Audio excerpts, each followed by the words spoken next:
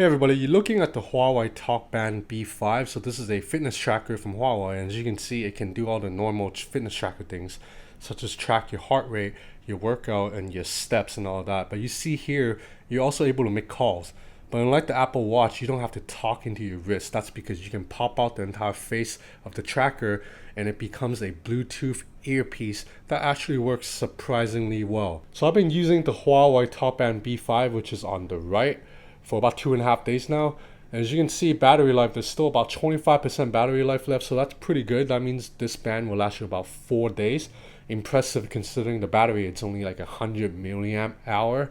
So you look at the display, it's a 1.1 inch AMOLED panel, so it's very nice looking. Colors are pretty punchy. The blacks are deep. Even under the sun, you can kind of see it. Kinda, like you still will struggle to see if you're in a really sunny situation, but not any worse than, say, the Apple Watch. So you look at the interface, pretty simple. You just swipe to go through all your stuff. You can tap into it to see your stats. So you see right here, I walked 16,000 steps today. But one of the good things I really like is you're able to not only get raised to wake, but you can also twist your wrist to cycle through the options. So I really like that. That means it's a little bit more one hand usable, because the biggest complaint people have with the Apple Watch and the Samsung Gear Watch is that it's effectively a two-hand device. You need a second hand to interact with anything. With this, you can at least cycle through your crucial information with just one hand. So now during the unboxing earlier, I initially thought the Talkband 5 is a little bit bulky. And as you can see, it's a little bit thicker than the Fitbit Charge 2. But now that I'm wearing the two side by side, I wore it all day, I actually don't think it's that bad. The Huawei Fitbit band is actually a little bit lighter and more comfortable than the Fitbit Charge 2. That's because Fitbit's band right here, it's really thick and a little bit bulky, whereas the Huawei band, it's thinner, it's just a more comfortable fit. So I'm gonna toss the Fitbit to the side now because we're testing the Huawei band. So now about the standout feature, phone calls. Unfortunately, you cannot make a phone call just with the band like this. You have to pop this piece out, and then from here, you're able to call. But another catch is you can only call someone if they're already in your contact, if you've added them on your contact. And you can only do so via the app, the Huawei Fitness Band app. So otherwise, if you haven't added them to contacts yet, the only other way you can call them is if you've made a call of them already. So if someone called you or you called them, then you can tap on it to call. If not, then you can't call that person. So say if this guy named Peter wants me to call him and he's not on my contact list, then I'd be like, I can't call you, Peter, but I can take your call. You call me then, man. So, I don't make a lot of phone calls, but I tested it a little bit anyway. So it's a pretty easy fit on your ear. And once it's on your ear, the other person on the other end said she could hear me pretty clearly and I could hear her pretty clearly. So this seems to work pretty accurately in terms of just as a Bluetooth earpiece. Now you're able to get notifications on this too. You just have to swipe from the left and then you see the WhatsApp chats right here. Now unfortunately, this is the most basic form of notification, meaning you can only read notifications. You cannot interact with them. You cannot respond to it. You can't wipe it away or delete it or whatever.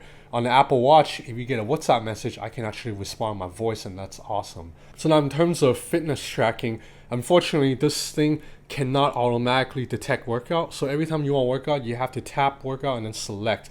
And the categories there aren't that many. There's outdoor run, outdoor walk, indoor cycle, free training. That's it. Free training is a little bit vague because, for example, on days that I do HIIT, it's going to be a lot heavier workout than, say, on days I do squats. So it's a little bit weird that they both go into free training because they're two different types of workout. On something like the Apple Watch, you have like 25 categories. You have like yoga and breathing and stretching and rowing and cycling, like hula hooping, all that shit. So not too in depth in terms of category, but earlier I was at the gym and it was able to track my heart rate and the time I was working out and all that pretty easily. And after your workout session's done, you can end it and then you can see through your stats right away. So now let's talk about the Huawei app.